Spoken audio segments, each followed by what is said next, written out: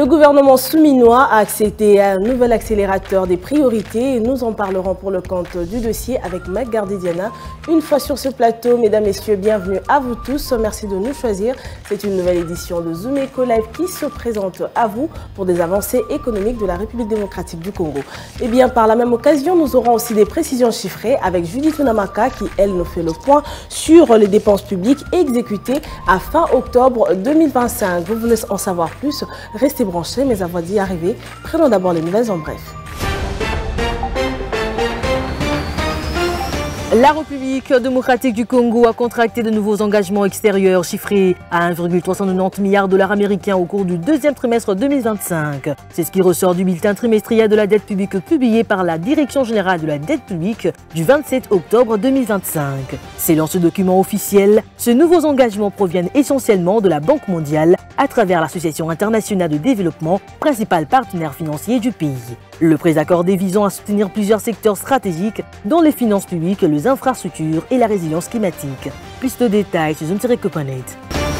Le gouvernement congolais a levé 30,6 millions de dollars américains sur le marché financier domestique lors de la séance d'adjudication du 11 novembre dernier dans le cadre de sa stratégie de refinancement des obligations du Trésor libellé en dollars américains. Ces montants représentent 34% du volume initialement mis en adjudication, soit 90 millions de dollars américains, traduisant une baisse notable de la demande par rapport à la précédente opération du 4 novembre 2025, au cours de laquelle le Trésor public avait réussi à mobiliser 156,1 millions de dollars américains, dépassant même le montant cible fixé à 80 millions de dollars américains. Malgré le maintien du taux d'intérêt à 9%, les investisseurs, principalement les banques commerciales et institutions financières locales, ont montré une moindre appétence sur ces titres souverains lors de cette nouvelle émission. Entre janvier et octobre 2025, le régime financier de la République démocratique du Congo a mobilisé 23 294 milliards de francs congolais, soit plus de 8 milliards de dollars américains au taux budgétaire moyen de 2858 francs congolais le dollar, dépassant légèrement le prévision fixé à 23 289 milliards de francs congolais. D'après un communiqué du ministère des Finances, ces résultats traduisent non seulement une discipline budgétaire renforcée, mais aussi l'efficacité de réformes engagées ces dernières années dans la gestion de finances publiques. Sous la houlette du ministre des Finances Doudou Fouambali Koundé Libotaï, la stratégie de mobilisation de recettes apporte ses fruits. Plus de détails sur Zoom-Copanet. L'Office national de transport de la République démocratique du Congo a annoncé dans un communiqué rendu public le mardi 11 novembre 2025 qu'il accorde une remise de 10% sur le prochain voyage à tout le passager affecté par l'incident technique survenu lors du trajet Matadi-Kinshasa du 9 novembre dernier. L'entreprise publique de transport ferroviaire a exprimé ses excuses le plus sincères à sa clientèle pour le désagrément causé par l'arrêt prolongé et le retard important enregistré au cours de ces voyages. Il est profondément désolé de la frustration ressentie par les clients et le remercie pour leur patience ainsi que leur bonne compréhension. Plus de détails sur Zoom-Copanet. De retour sur ce plateau, merci à vous de rester fidèles et connectés à Zoom Eco Live. Nous poursuivons avec nos différentes interventions et nous prendrons la première avec Judith Unamaka qui, elle, nous parle des dépenses exécutées essentiellement à fin octobre 2025. Nous aurons les détails juste après cette transition.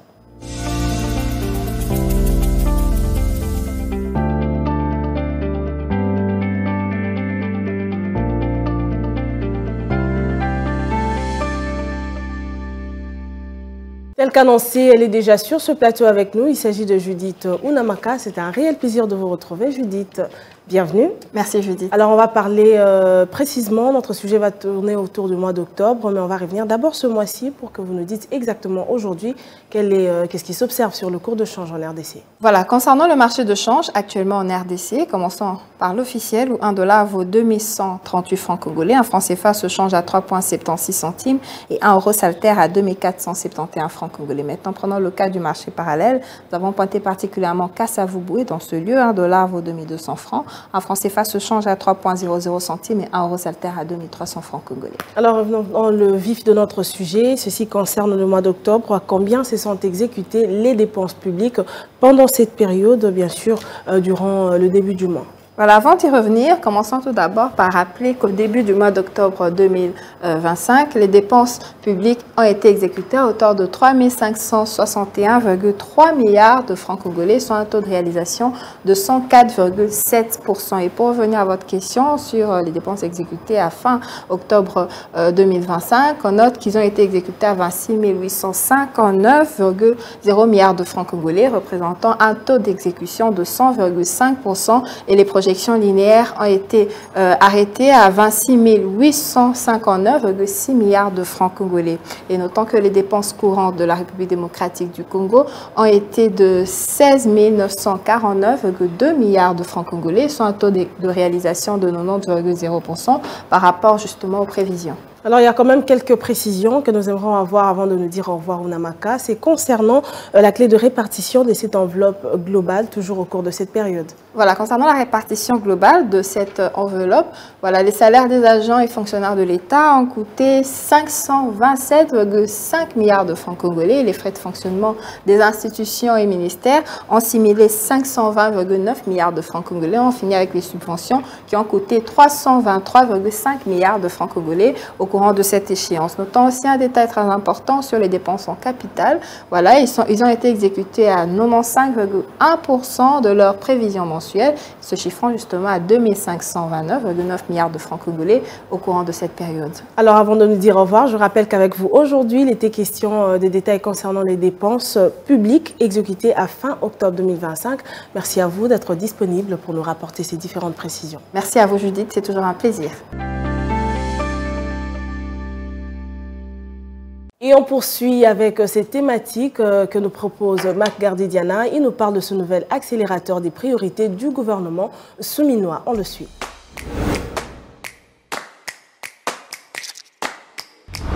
Place au dossier du jour avec Mac Gardidiana qui est déjà sur ce plateau. Monsieur Gardi, bienvenue. Merci. Alors nous parlons aujourd'hui de ce nouvel accélérateur des priorités du gouvernement souminois. Pouvez-vous nous en dire plus? Comment s'organise-t-il? Alors, au regard du décret numéro 25/10 du 4 mars 2025, le gouvernement piloté par la première ministre Judith Suminwa avait décidé de mettre en place un cadre stratégique pour définir les priorités et définir l'efficacité dans le programme d'action gouvernementale. Il s'agit ici un cadre stratégique digital qui permet au gouvernement, avec une méthode assez soft et nouvelle, de pouvoir retracer et bien redéfinir ses priorités, question de pouvoir favoriser les résultats et l'efficacité dans l'action du gouvernement. Et donc, il s'agit ici, pour la plupart des gens qui se poseraient la question, d'un cadre stratégique qui redéfinit les priorités du gouvernement et permet au gouvernement d'avoir une meilleure lisibilité sur la plupart de ses projets. Pourquoi la présence de Delivery Unit? C'est parce que depuis un certain moment, on avait l'impression que le gouvernement agissait face à plusieurs priorités sans pouvoir en définir une certaine hiérarchisation. Et aujourd'hui, avec l'exigence ou encore avec l'empressement qu'il y a particulièrement sur le contexte économique et social, le gouvernement sent le besoin de pouvoir recentrer ses priorités, question de répondre de manière efficace et de manière directe aux différentes priorités. Parce qu'à un moment donné, on a reproché également à ces gouvernements d'être trop portés vers des projets à impact parfois peu direct sur la population. Et donc, c'est fort de ce constat que le gouvernement, par le biais de la première ministre, a décidé de mettre en place ces cadres stratégiques, question de définir une sorte de feuille de route qui définit pas l'ensemble des actions, mais les priorités du gouvernement et apporter des résultats avec une sorte de suivi permanent, une veille stratégique en ligne. Et donc, c'est comme ça que le digital entre au service de l'action gouvernementale dans l'approche institutionnelle. Alors, puisqu'on parle des priorités, pouvez-vous nous fixer sur les différents axes prioritaires de ce projet? Alors, sur ce projet, il y a plusieurs axes prioritaires. Il y en a 5 particulièrement, tels que définis par le gouvernement. Il y a la question du pouvoir d'achat, il y a la question de l'emploi de jeunes et la valorisation de métiers. Il y a la question également de, comment dirais-je, la question de l'accès aux besoins de base, santé, éducation et autres. En gros, il y a quelques axes qui tournent autour de vraies questions qui touchent aux questions sociales, pour ne pas dire au social.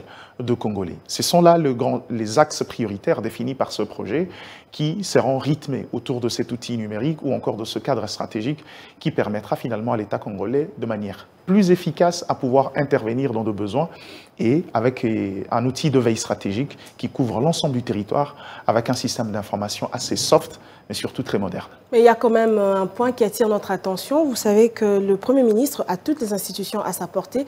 Alors, quelle est la valeur différentielle de ce projet ? Contrairement aux approches gouvernementales qui se basent généralement sur les orientations ou un prisme très institutionnel, cet outil réunit un groupe imparterre d'experts. Par exemple, en termes de data, de collecte d'informations, ici, il y a une approche participative. Le Delivery Unit fait participer les experts, mais également les ONG, dans la composition des éléments et des données qui permettent un peu. Autrefois, c'était un cadre souvent réservé aux différents projets avec les institutions étrangères ou encore des organisations partenaires ou encore, parlons de partenaires techniques et financiers. Mais aujourd'hui, le gouvernement a décidé d'avoir en son sein un cadre stratégique qui réfléchit avec une approche participative de chaque acteur de société pour pouvoir répondre de manière un peu plus équitable, un peu plus efficace. Donc, la valeur différentielle de ces projets, c'est qu'au-delà du gouvernement, la plupart des experts, surtout les leaders d'opinion, qui ont quand même un regard assez plus poussé sur les réalités de société, pourront participer à l'élaboration et pouvoir échanger sur les approches et les méthodes choisies, question de ne pas prendre des mesures parfois très hâtives, qui ne répondent pas de manière directe ou qui ne satisfait pas convenablement la population. Voilà la valeur différentielle de cette approche, c'est que le gouvernement décide de s'ouvrir à l'expertise sociétale, question de pouvoir créer une synergie pour réfléchir ensemble. Au lieu de garder l'approche de réflexion de manière disparate, le gouvernement décide de réunir les intelligences congolaises et selon le besoin, selon les cas, selon les secteurs, la plupart vont participer justement à l'élaboration de cette feuille de route et permettre au gouvernement d'avoir une meilleure lisibilité sur la réalité de sa population et d'intervenir de manière un peu plus efficace, mais surtout, l'accent mis par la première ministre Judith Suminwa, c'est de pouvoir apporter les résultats au lieu de projets qui ne se termine pas ou si ça se termine avec à faible impact. Aujourd'hui, le besoin, c'est de pouvoir être un peu plus efficace, répondre, parce que le Congolais reprocherait beaucoup ça au gouvernement. Surtout qu'il y a encore des projets en pipeline, notamment les différents projets énergétiques, le projet du corridor de l'Obito et autres, qui méritent une réflexion, mais également la pleine concentration du gouvernement, quoi qu'étant dans un contexte de guerre, et que la guerre prend un peu le gros de ressources de l'État, mais cette fois-ci, l'arbitrage se fera convenablement avec un tableau de bord assez stratégique et un tableau de bord qui répond de manière efficace.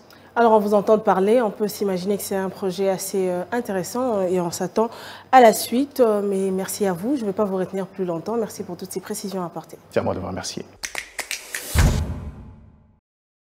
Et à présent, jetons un coup d'œil au ministère du Commerce extérieur, le renforcement de l'intégration de la République démocratique du Congo dans le commerce international. Les membres du Comité national de mise en œuvre de l'accord sur la facilitation des échanges de l'Organisation mondiale du commerce, OMC, sont outillés depuis ce mercredi 12 novembre 2025 à Kinshasa par les experts de la Conférence des Nations Unies sur le commerce et le développement, CNUCED, NUCED, venu de Genève en Suisse, sur simplification, l'harmonisation et la standardisation des procédures dans les opérations d'importation, d'exportation et de transit des marchandises.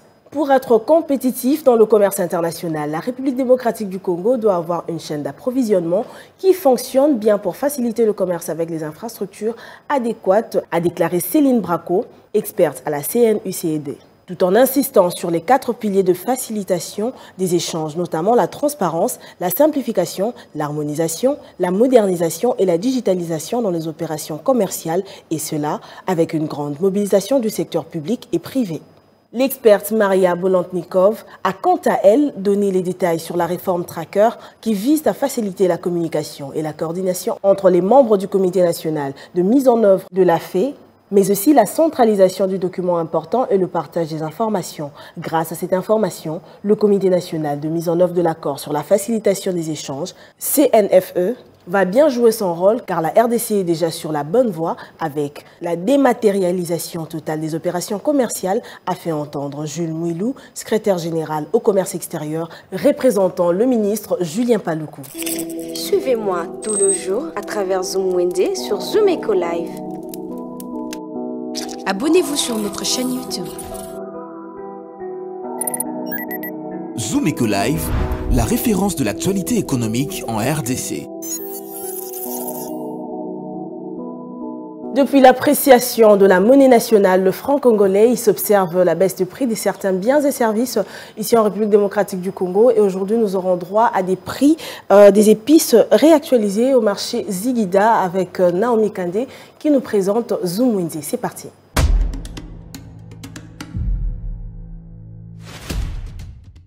Commençons notre marché du jour avec une tête d'ail qui coûte 300 francs et 500 francs, tout en dépendant de la taille. Toujours au même endroit, une tomate fraîche se vend à 300 francs et 500 francs.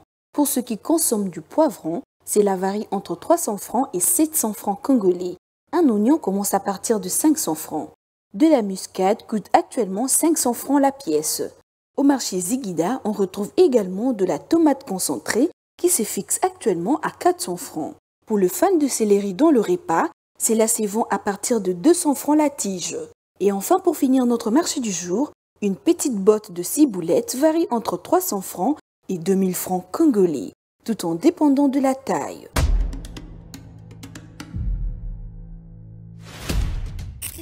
Les rendez-vous économiques, c'est dans l'agenda sur Zoom Eco Live.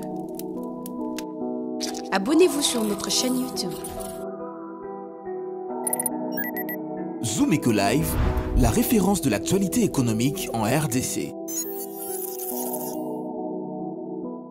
Et à présent, accordons la parole à Adassa Grace pour nous parler des différents rendez-vous économiques de la République démocratique du Congo pour déjà cette semaine qui va commencer ainsi que les restants de jours du mois de novembre 2025. On la suit dans l'agenda du jour.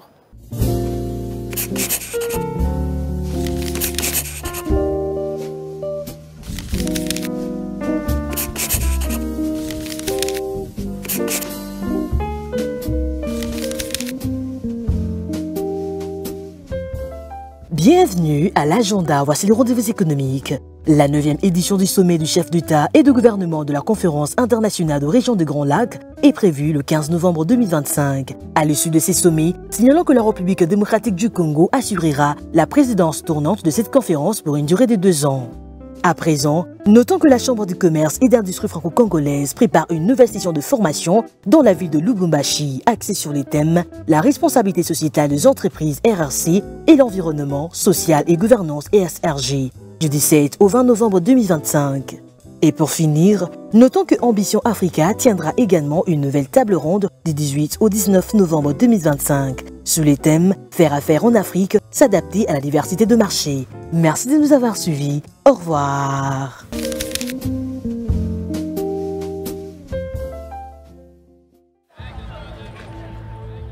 C'est art de se tirer d'affaire, de faire face à la crise, de bricoler, de trouver des solutions avec ce qu'on a sous la main.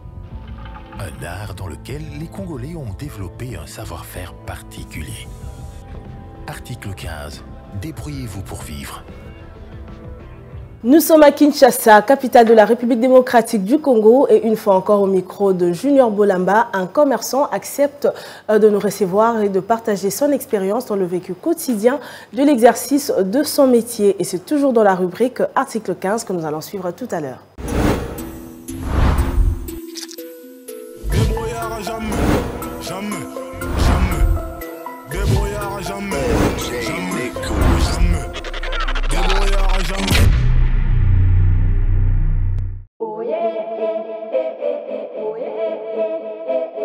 mboga eza pasi nde nayaki koretrouve mosala oyo ya malewa na vie na ngai mpena nasala mwa misala na ngai ya maboko mpe ebele kobeta briki tokokende soki na masope tokokende na biso me kozanga mosala nde yango moni tozoyanga na awa na malewa.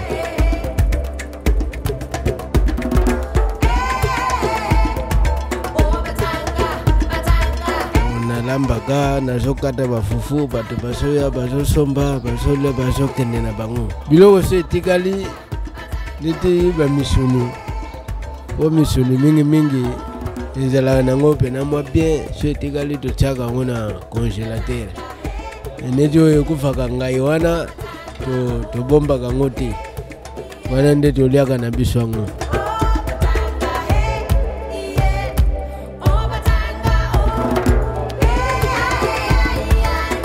Musala awa moi mbongo yo pe ezosala mwa bien. Bana nanga baza 4 basi baza mibale mpe baza mibale.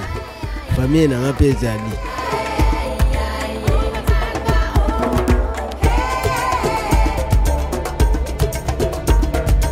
Ndeko nanga mwasi, ndeko nanga mobali. Conseil oyo nakokopesa bango eza conseil ndenge biso tozobunda na boye.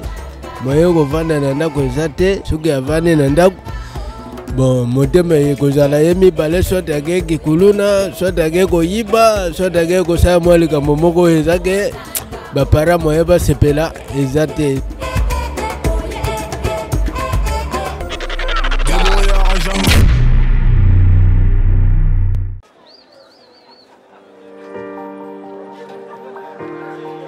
Dans les détails du marché, nous avons appris à vous connaître, à vous comprendre et vous apporter plus de lumière. Désormais, avec vous, c'est parti pour un voyage de rêve vers une destination meilleure. Ensemble, découvrons le civisme fiscal et la bonne gouvernance dans la gestion de la Res Publica grâce au décryptage de l'actualité économique du pays avec des chiffres clés. Avec une équipe de professionnels, découvrez le quotidien des Congolais en exclusivité à travers des dossiers et analyses approfondies. Zoomeco TV, la référence de l'actualité économique en RDC. Nous voilà déjà arrivés à la fin pour aujourd'hui. Merci à vous d'avoir été nombreux à nous suivre. Prenons rendez-vous pour une prochaine édition avec le même plaisir. D'ici là, portez-vous bien et moi je vous retrouve prochainement avec le même plaisir. Au revoir.